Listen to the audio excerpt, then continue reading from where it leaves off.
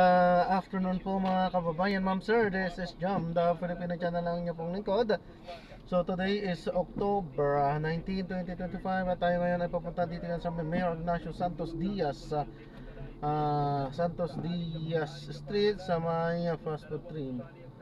Dito yan sa San Martin de Porres, Cubao, at dadalhin ko natin sa may Monasterio de Santa Clara, Katipunan sa Avenue, sa may Loyola Heights sa Quezon City po yan. Okay, so magbabalik po tayo mamaya konti po pag nakuha na po natin sila. Disclaimer lamang po, ang content po natin ay kalsada at hindi ang passenger. Kaya naman sakasakali man po na may marinig kayo mga pangalan ng lugar, pangalan ng tao, pangalan ng organizations, government or private man yan, ay wala pong kinalaman ang channel nito at wala pong pinapatungkulan. Lahat po na pinag-uusapan dito ay pawang dito lamang po yan sa loob at wala pong pinapatungkulan sa labas. Okay po, ayan, so magbabalik po tayo mamaya konti pag nakuha na po natin itong ating susunod na mission. At samantalang tayo nga ay papunta doon sa ating pick up area, ay manatiling nakaplay lang yan at tayo ay manunood or makikinig ng mga nagbabagang balita at mga talakayan.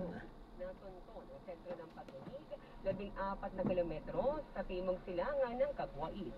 Tectonic ang pinagmula ng lindol at may lalim na 31 kilometro hanggang intensity 4 ang naramdaman sa Bislig City, Caguait at Marihatag sa Surigao del Sur.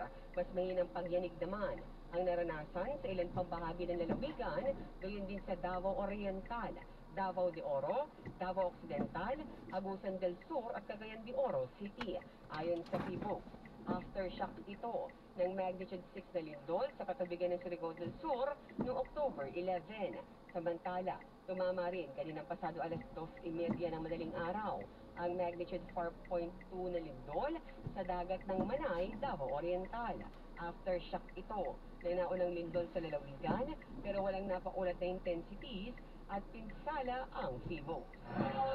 Super Balita sa hapon! Bilang ng mga naapektuhan ng lindol sa Bogo City sa Cebu, umakyat na sa mahigit 700,000 individual. Ang detalye ng balitang yan, ihatid ni Sam Nielsen sa... Umabot na sa 748,379 na mga individual ang naapektuhan ng magnitude 6.9 na lindol na tumama sa Bogo City, Cebu noong September 30. Sa pinakahuling ulat na pinalabas ng National Disaster Risk Reduction and Management Council o NDRRMC ngayong araw, matumbas ito na humigit kumulang sa 217,012 na mga pamilya sa Central Visayas Region. Mula sa kabuuang bilang naman na 1,324 na mga pamilya o 5,170 na mga individual ang kasalukuyan ng nananatili pa rin sa 19 na evacuation centers. Nananatili naman sa 79 bilang ng mga nasawi habang umabot sa 559 ang mga nasugatan kung saan ang lahat ng mga datos nito ay kasalukuyang pagpiniberipika. Ayon pa sa NDRRMC, umabot na sa 464.78 million pesos ang halaga ng tulong na naipamahagi naman ng pamahalaan sa mga pamilyang naapektuhan ng lindol. Ako rin kami yung pinang-timig paradyo dito na bulbi dapat ito. Yan, so dito na tayo. Super Balita sa hapon! Kaya lipat na sa news. Level up. Or visualize mo na kung ano yung OOTD for the day para mag-and Kaya din pala nagmamahal, malakas yung mataas yung input. Plus ma'am, may health risk pa yan? Kapit spraying yan, chemical yan. Yung mga doon gamit dun sa traditional to, ang pinag-uusapan natin, mga kahenyo. Ano yung health risk sa farmer ng chemical spraying ng pesticide, paano yan? Ibig sabihin, for a longest time, ganyan yung hinaharap. May mga pag-aaral na po na long-term exposure to pesticide. Merong itchiness of the eyes, redness of the eyes, itchiness of the skin, tapos shortness of breath, ayun, na na-experience po ang mga farmers. Ito po ba ay nagkaroon kayo ng adjustment, like for example, may in-improve po ba kayo in terms of variety? Ninyo, nag-cross sa Indian variety? Kaya nga rin ka malayo kung pagkakit ng talong dito sa Pilipinas na na kinross nyo dun sa galing ng India? Marami naman talaga ito may So, ano, di ba? yung amin pong cultivation or plant breeding activity na po yun. Tumaras po natin sa dalawang local variety. Okay. Pero ano, Lalo sa mga process Safe yun, ba? nanili pa po kami kung ano yung pinakamaganda po. In of yung length niya, desired length, kung may pang tosa baga o pang now, yung kulay niya, maganda ba ang kulay, at ganun po. At saka yung syempre po, yung ani. Kung maganda ang dagdag na ani. Oo. So, yun po, base po dun sa yung trial data po namin consistently po, ano po siya, mataas po ang yield niya in comparison with the non-BC variety. Napakalaki. Oo. Napakaganda ng ng advantage at napakalaki ng potential nito, no? And I think sa buong sabihin natin sa buong bansa magiging maganda din siguro ang epekto nito na economically kasi mas marami tayong mapaproduce, mas maganda yung quality. Kung sakali man na yan ay ma-commercialize na. Now, the regulations right now are of course very stringent, very sabihin natin punong-puno yan ng mga proseso. And I think that's okay, no? Sa ngayon dahil we ensure na safe ang ating mga produktong biotech. Yun ang pang gene editing, hindi ginagamit yan sa talong. Of course, hindi BT, wala akong option for gene editing for eggplant. Meron po bang ganun plano, if ever? Meron po kaming isang research kung saan itong trait naman po, ibig sabihin po noon, hindi naman po for insect resistance, hindi resistant brownie. Kumbaga po natin Di ba yung at nangyari hindi sa'yo siya, kay ano, di ba Panda? nangingitim po Oo. Kailangan babad mo sa tubig. Nililinisan mo nga siya, di Yun. ba? Or formalin. Ay, huwag naman. Awas. Oo, wag. Oo. So, nasa earlier stage of development pa lamang po yung aming study na yun using the CRISPR-Cas9 technology. Parang dun sa ating mga kababayan, hindi pa nila masyado mauunawaan yung difference ng genetically modified na kung saan gumagamit tayo ng yung sinasabi nyo kanina, BT or iba pang mga organismo versus gene editing. Ano po yung gene editing compared to yung ginagawa natin ngayon na GMO o genetically engineered na mga eggplant or iba pang crop? So, ito po yung tool, just like yung genetic engineering, kung saan precise yung pag-delete or pag-insert ng gene para makakuha ng ibang trait. May trait of interest pa. Ang ginagamit lamang ang gene editing kasi masyadong matagal yung regulation using GMO. Kaya sa gene editing, merong mga level kung saan pwede kang makakuha ng non-GM din. So, ibig sabihin, mas mabilis ang approval nito. Okay. Iba ang regulatory process ng gene editing. Yes, po. Bakit po? Wala ho bang foreign genes na nilalagay sa gene editing? Yan ho ba ay simpleng deletion, off or on, para ka lang nag-e-edit ng video na pinagbubutin mo yung maganda lamang at may outtakes ka ng mga traits na hindi maganda. Ganun lang po ang gene editing. Tama po ba? Opo, bali, may mga levels po yan kung saan yung meron ding transgenic na using gene editing. Okay. So, ganun po. So, merong level na kung saan non-GMO kaagad siya. So, ibig sabihin, mas mabilis ang kanyang approval. Pero meron namang gagamitan mo ng foreign gene.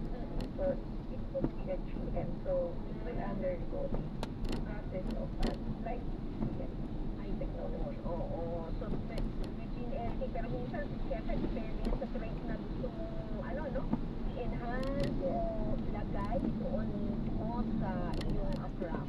Now, it is just eggplant. Alam natin, merong malusog rice, meron ng sisig cotton, hindi naman kinakain yung sisig cotton, merong sisig corn, meron pa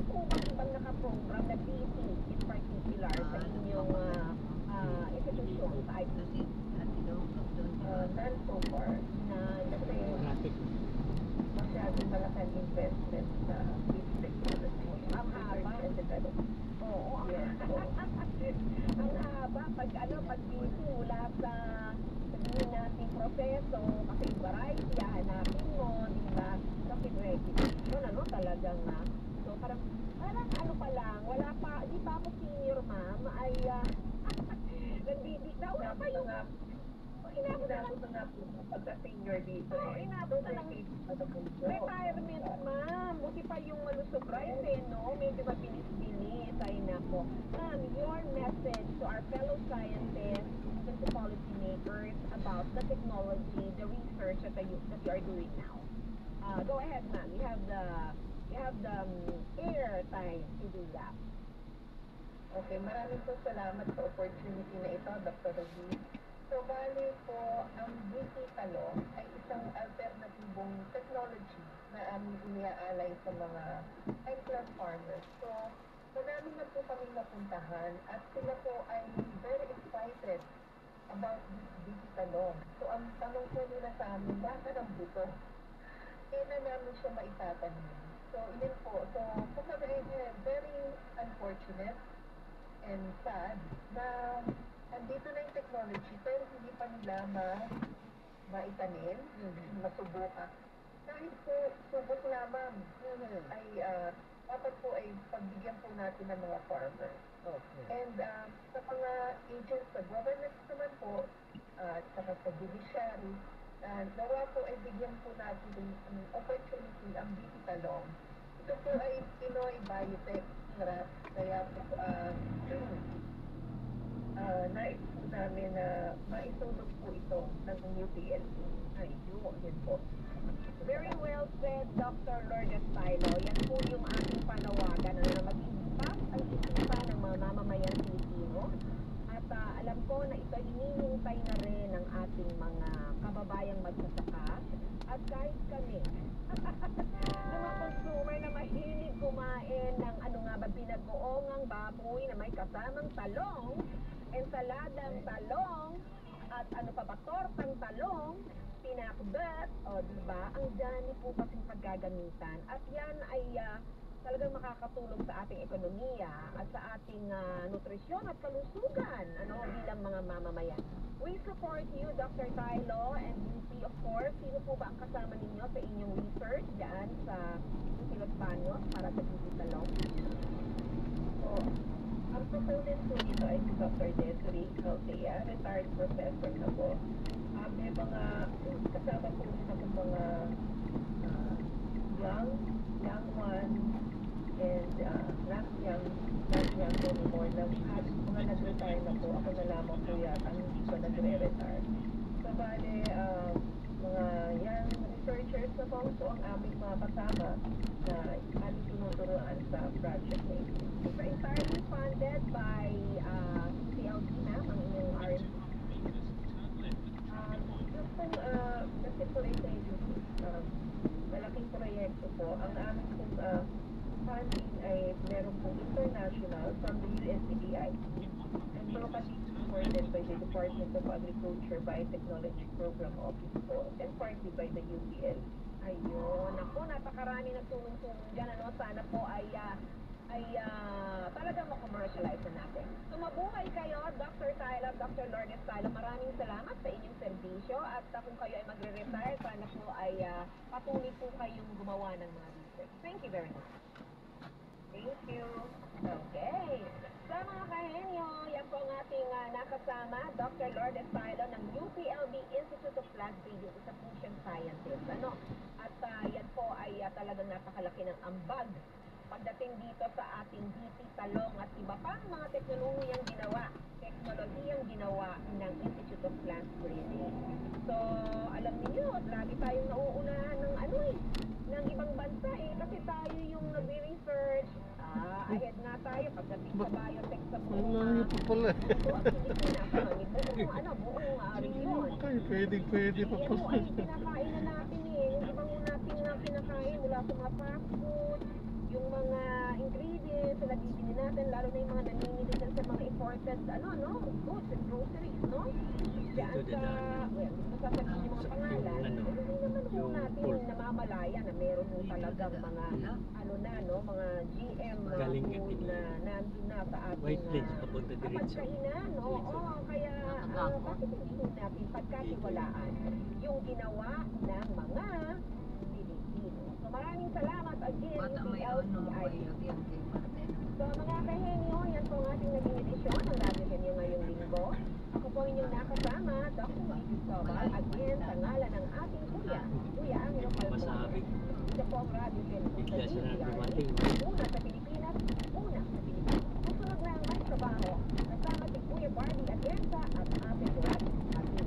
Ang oras po ay 3 minuto kalipas.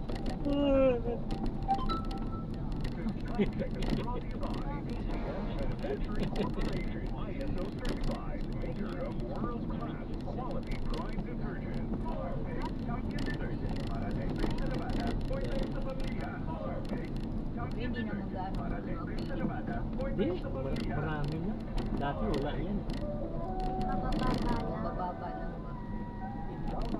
Dati wala ito eh. Ngayon marami nang dinadaanan ko. Nandito yung Sa Epita. ipita dito sa ilalim. Ilulong sa ilalim.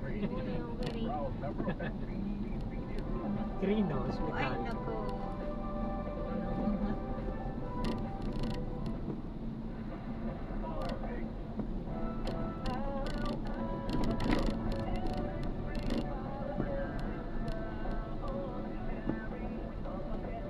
Nandito yung ipita sa ilalim eh. Then tayo gawa Ito. ng ano. Ito, ilalim konti. Siraro. Tawid dito sa ilalim ng Hindi tayo titira.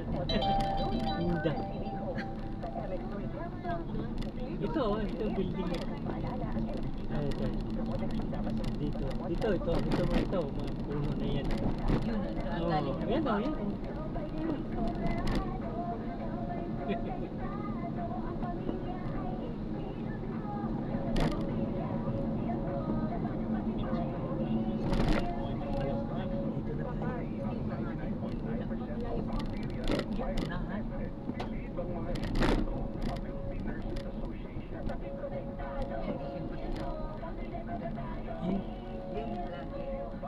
Manufactured by ACS Manufacturing Corporation. ISO certified world-class quality. Ito na po. Pwede na dito. Di ba? Ah, sige po, pwede po. Ayoko rin Pwede na dito. Pwede na, Buseng? Ah, pwede na po. Ay, dahan yung bukas. Ilayo natin ng konti. Madadali po. Okay. Sige po. Yan na.